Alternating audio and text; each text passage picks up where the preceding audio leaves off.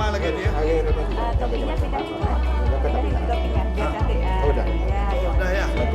Muhammad, siapa tadi namanya? Dua tetes manis ya. Ini kita harapkan karena imunisasi ini untuk kekebalan tubuh, kesehatan. Harapan saya memang seluruh anak-anak Banda Aceh ini dapat imunisasi supaya ke depan lebih sehat, lebih ini ya.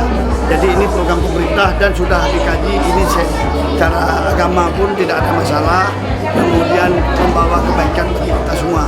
Makanya pada hari ini kami ikut juga didampingi oleh Kementerian Agama untuk mendukung penuh agar semua anak-anak Banda Aceh sehat dan setelah divaksin polio kita harapkan tidak ada lagi ke depan yang seperti di tempat lain ya.